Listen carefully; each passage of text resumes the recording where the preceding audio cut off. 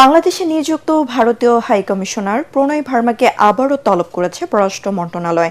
পররাষ্ট্র সচিব আসাদ আলম সিয়াম ভারতীয় দূতকে তলব করেন। সকাল 9:40 পররাষ্ট্র মন্ত্রণালয়ে আসেন ভারতীয় হাইকমিশনার প্রণয় ভার্মা। পররাষ্ট্র সচিব আসাদ আলম সিয়ামের দফতরে যান তিনি। 5 মিনিটের কম সময়ের মধ্যে মন্ত্রণালয় থেকে বেরিয়ে যান প্রণয় ভার্মা। এই সময় পররাষ্ট্র সচিব ভারতীয় হাইকমিশনারকে বাংলাদেশ ভারত সমসাময়িক পরিস্থিতি নিয়ে একটি নোট কপি প্রদান করেন।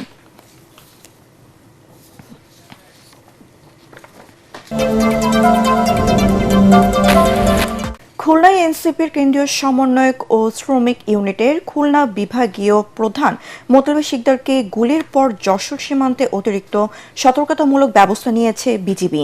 এই ঘটনার সাথে জড়িতরা যেন সীমান্ত অতিক্রম করে ভারতে পালিয়ে যেতে না পারে সেজন্য এই ব্যবস্থা নিয়েছে যশোর 49 বিজিবি। সীমান্ত এলাকায় নিরাপত্তা ব্যবস্থা জোরদারের পাশাপাশি নজরদারি ও তল্লাশি কার্যক্রম বাড়িয়েছেন বিজিবি জওয়ানরা। তল্লাশি কাজে ডগ স্কোয়াডকেও কাজে লাগানো হচ্ছে। খুলনা মহানগরীর সোনাডাঙ্গা থানার আবাসিক এলাকার সামনে 22 ডিসেম্বর দুপুরে সন্ত্রাসীরা মোতালেব শিকদারকে গুলি করে।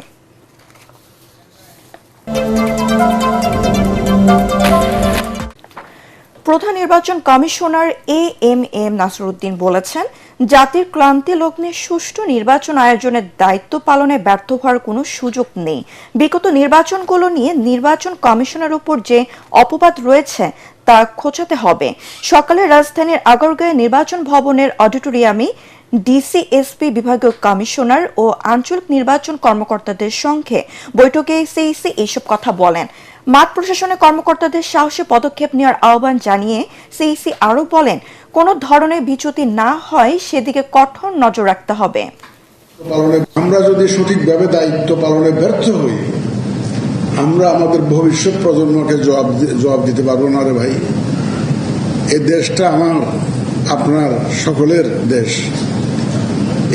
এই দেশটাকে সঠিকভাবে সঠিক অবস্থায় রেখে যাওয়া এটা আমাদের দায়িত্ব।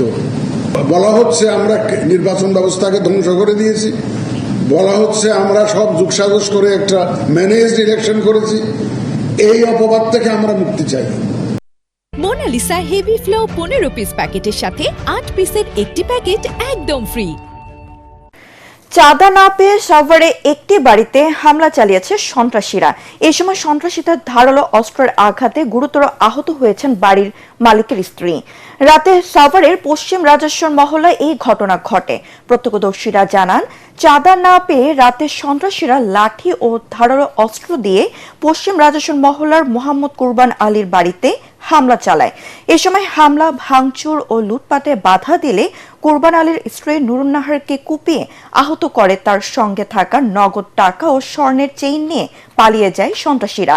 পরে 999-এ ফোন দিলে পুলিশ ঘটনাস্থল পরিদর্শন করে।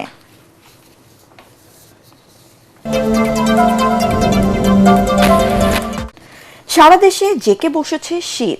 ঘন কুয়াশা আর হিমশীতল বাতাসে অনেক জেলাতেই কাঁপুনি ছড়াচ্ছে শীত। গত 5 দিন ধরে উত্তরের জেলা কুড়িগ্রামের জনজীবন স্থবির হয়ে পড়েছে। ঘন কুয়াশার কারণে সড়কে যানবাহনগুলো হেডলাইট জ্বালিয়ে চলাচল করছে। সকাল 6টায় কুড়িগ্রাম জেলায় সর্বনিম্ন তাপমাত্রা রেকর্ড করা হয়েছে 12 ডিগ্রি সেলসিয়াস। শেরপুরে ঘন কুয়াশা ও হিমেল বাতাসে সকাল ও সন্ধ্যায় শীতের প্রকোপে তীব্র আকার ধারণ করছে। ভোর থেকে বেলা 11টা পর্যন্ত চারদিক কুয়াশার চাদরে ঢাকা থাকছে। শীতের কারণে ঠান্ডাজনিত বিভিন্ন রোগে আক্রান্ত হচ্ছে মানুষ। শীতে বৃদ্ধ ও শিশুরা কষ্ট পাচ্ছে। শীতের কবল থেকে রক্ষা পাওয়ার জন্য ছিন্নমূল মানুষেরা খড়কুটো জ্বালিয়ে শীত নিবারণের চেষ্টা করছে। মিসাইল কর্মসূচিতে ইরান কোনো ধরনের আলোচনায় বসবে না বলে জানিয়ে দিয়েছে তেহরান।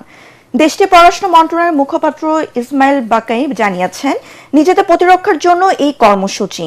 বিদেশি শক্তির হামলা মোকাবেলা ও নিজেদের সুরক্ষায় এটি অব্যাহত থাকবে বলে জানান তিনি।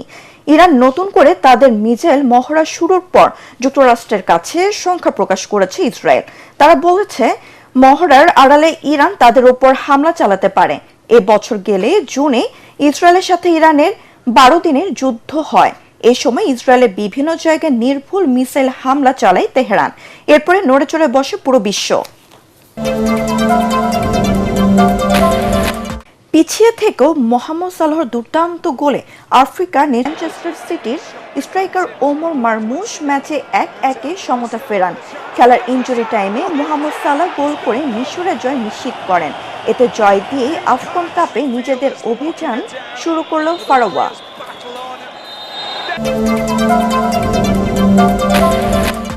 অ্যাথলেটিক ক্লাবে 2-1 ব্যবধানে পরাজিত করে স্প্যানিশ লা লিগা পয়েন্ট টেবিলের পঞ্চম স্থানে উঠে এলো এসপানিওল। নিজেদের মাঠে খেলা 38 মিনিটে অ্যালেক্স বেরেঙ্গুয়ের গোলে লিড নেয় আর্নেস্টো ভালভার্দের দল অ্যাথলেটিক্স ক্লাব। পিছিয়ে থেকে গোল শোধে মরিয়া হয়ে লড়ে স্প্যানিওল। খেলার 44 মিনিটে কার্লোস রোমেরো ম্যাচে 1-1 সমতা ফেরান। আর 52 মিনিটে পেরে মিল্লা যে গোলটি করেন তাতে নিশ্চিত হয় স্প্যানিওলের জয়।